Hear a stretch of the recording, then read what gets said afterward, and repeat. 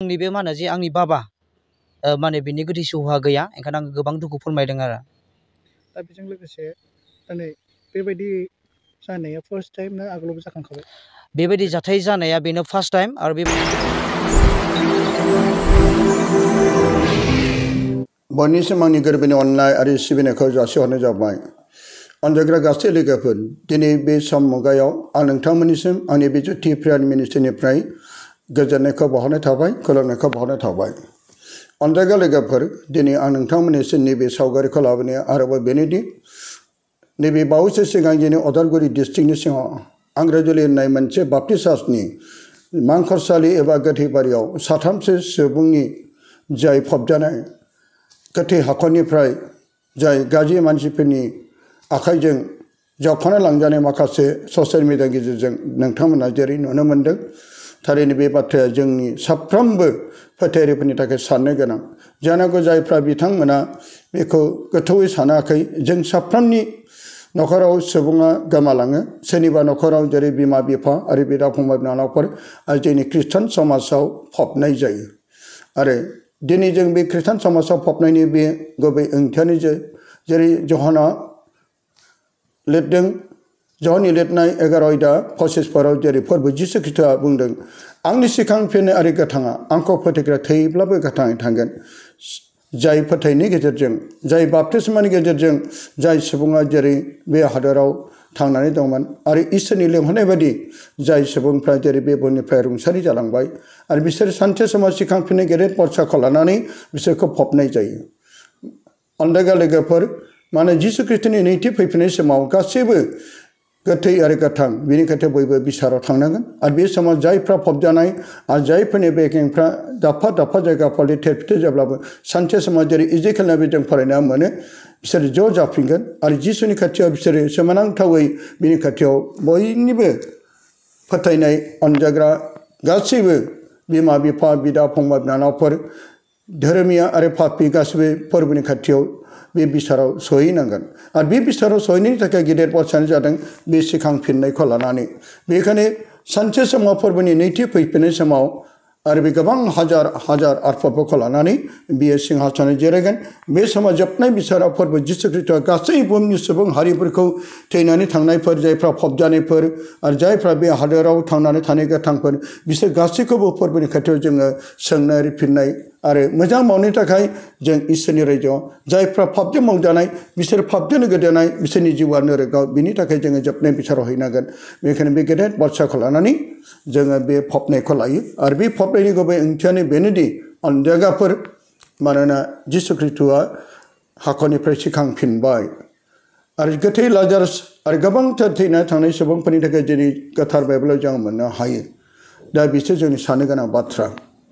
जों अनजायग्राफोर, जों मिथिनो मोनबाय, जों गासै फोथायारि खृष्टानफ्रा जेरै गेदेर बाथ्राखौ लानानै थैनाया मोनसे इसोरनिफ्राय लेंहरजानाय, रावबो बे थैनायखौ रावबो बारग'नो हाया। आरो बे थैनाय समाव गासैबो हाजों दाजानाय, हानि मोदोमा हाजोंनो गोरोबफिनगोन। नाथाय सानसे समाव जिसुनि नैथि फैनाय समाव सिखांफिनगोन। बे गेदेर बाथ्राखौ लानानै फबनाय जायो। आरो बे सिखांफिननायानो जादों फबनाय। अनजायग्राफोर, नाथाय गोबां जों खोनानो मोनो, आं बै समाव गोबां बोसोरनि सिगां जेरै मेघालयआव माखासे खृष्टानफोरनि फबनायफोरखौ माखासे फोथायारि बिमा बिफा बिदा फंबायफ्रा एबा रायजोयैनो 3 माससो अखाफोर दानथामसो बे गोथैखौ नेनाय जायोमोन। मानोना बिसोर मिथिनो मोनो, फबगोदान खृष्टानफोरनि हाखरनिफ्राय बिसोरो मोदोमखौ लाना थाङो, बेगेंखौ लाना थाङो, आखाइखौ लानानै थाङो, खर'खौ लानानै थाङो। बेबायदि जाथायखौ आङो आगोलावबो खोनादों गोबां बोसोरनि सिगां। नाथाय दिनै बे आंग्राजुलि एबा उदालगुरि डिस्ट्रिक्टनि सिङाव बे बाप्टिस्ट चार्चनि मांखरसालियाव जेरै 3 सुबुंनि फबजानाय बेगें एबा मोदोमखौ एबा बिनि खर' आखाइ आथिंखौ लाना थांनाया मोनसे जोंखौ सोमोनांहोदों। बेनिखायनो जोंनि गामिफ्राव थैना थानाय गोबां बिदा फंबायनि फबजानाय दं। बिनि थाखाय जोंबो सांग्रां जानाया गाहाम।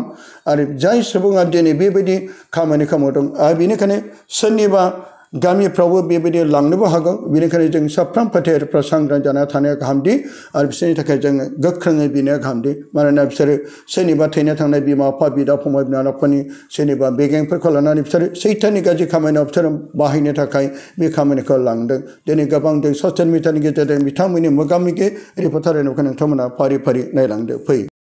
आं बेखौ खोनानानै एबा आं बेखौ मेगनजों नुनानै आं गोबां दुखु फोरमायदों। मानो होननानै बुङोब्ला जे आंनि बाबाया 2020नि जि एप्रिल मासनि 24आव गोमादोंमोन।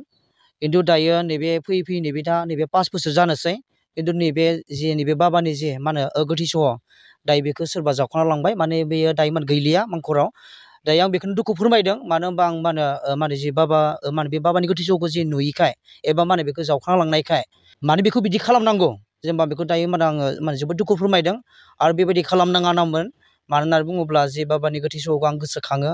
मानो होननानै बुङोब्ला बेखौ आं बेयाव फैबानो आं गोबां नायफैनानै आङो गोसोखाङोमोन आरो। नाथाय दायो आं नैबे जे आंनि बाबा बिनि गोथै सहआ गैया। ओंखायनो आं गोबां दुखु फोरमायदों आरो। दा बेजों लोगोसे दिनै बेबायदि जानाया फार्स्ट टाइम ना आगोलावबो जाखांखाबाय? बेबायदि जाथाय जानाया बेनो फार्स्ट टाइम आरो बेबायदि जाफेराखैमोन आरो आं बेबायदि खोनाफेराखैमोन आरो बिदि नुफेराखैमोनबो आरो। मा बुंनो सानो दिनै नोंथांनि बिफाया दिनै मांखर सानबाय गोमाबाय, गाबोन समफोर सोरनिबा बिफा बिमा बेबायदिनो बुरैबा बुरै जानो थैलांगोन, बेबायदिनो जाबाय थागोन नामा? बेखौ नुहरदों नामा नोंथांमोना? दा आं बेखौनो नुहरदों जेनेबा जे नैबे जे बे दिनाव जे बिदि गोमाबाय। आं बेखौनो निस्सय आं बेखौनो जेनेबा आं साननानै नुहरदों बेबायदिनो गोमालांगोन नामा, आरोबाव बिदिनो जाबावगोन नामा जाथायफोरा। आं बेखौ एसे सानहरनानै मोनदों आरो। मानो होनबा जि बेबायदि जाथाया जाबाय आरो बिदि बार बार बिदि जाबाय थागोन नामा, आं बेखौनो जेनेबा सानखांदों आरो जेन बिदि जानाङा।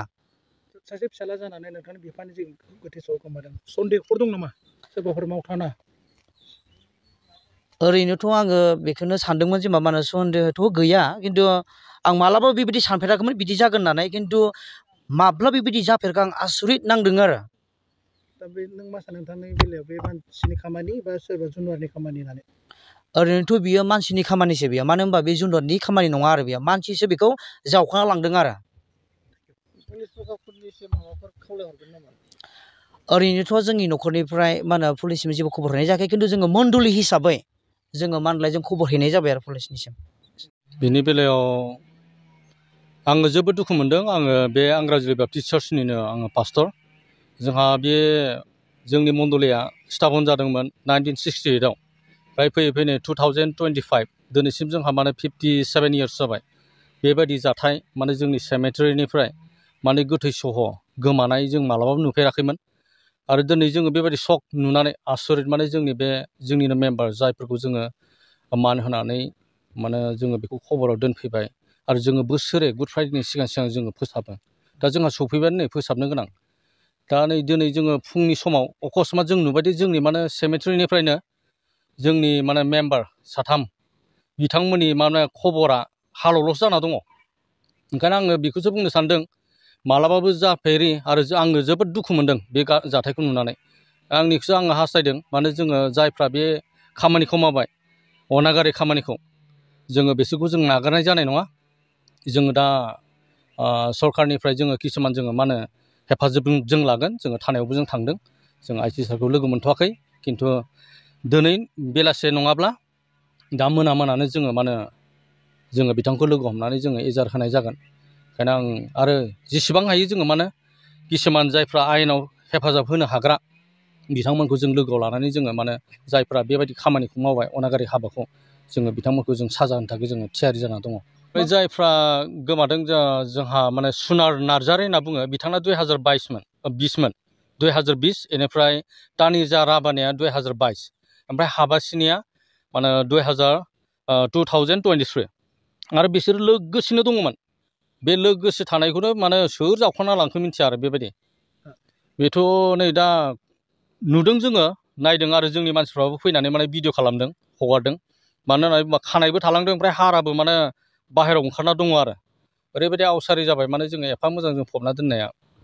सन्देहखौथ' दा मा होनबावगोन, मानसिनि खामानि बेथ' जुनारनि नङा, मानसिसो बियो। जुनाराथ' जेनेबा खुरोब्ला फारसेथिंल'सो थायो। खिन्थु ओरैबायदि मानसिनिया जाबाय जावखांनानै साइड साइड दोनो। दा बिदि जावनानै ओरै दोनदों हाखौ, ओमफ्राय आरो ओरैथिं दोनदों आरो। दा जुनारनिब्ला खुरनाय जागौमोन, ओमफ्राय फिसा जागौमोन दन्दर। ओमफ्राय जिथिं आथिंजों जोगार हरो बे आलादा जायो आरो जुनारनिया। खिन्थु बे मानसिनि हाबासो आरो। दा सोर नुसनखो बे खामानि मावनायखौ? बेखौ जोंहा नैबे फंबाय उइलियाम बसुमतारी बिथाङानो नुफैदों।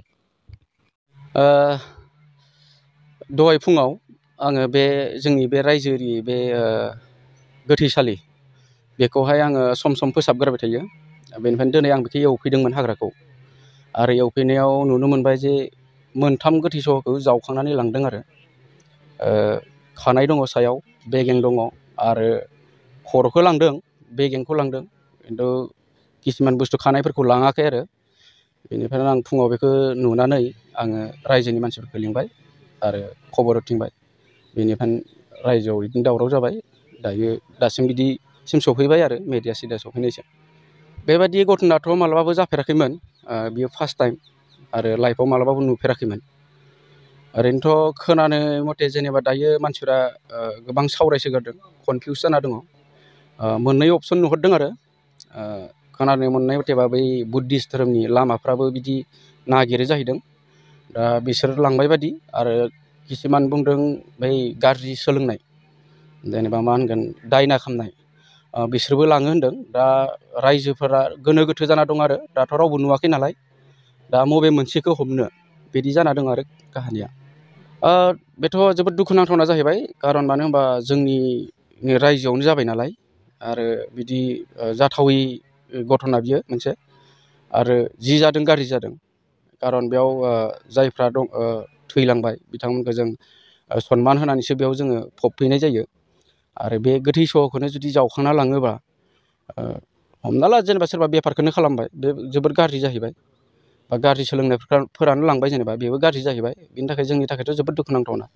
बेखौथ' जेनेबा जोंबोथ' दायो गामि ओनसोलावनो थानाय, बेथ' गोदो गोदायनिफ्रायनो जों खोनाबोदों सल'बाथा बायदि, नङा होमबा? आरो थारैनो गोबां बिदि बै मा होनगोन कुबिराजफोरा किसुमान बेमारखौ सोखामारोबो, आरो बिथांमोननि बुंनायखौ जों मानिनोबो गोनां, नङा होमबा? दा जानोबो हानाय बिदिबो गाज्रि मावग्राफ्राबो लांदोंबो जानो हागौ। Thank you.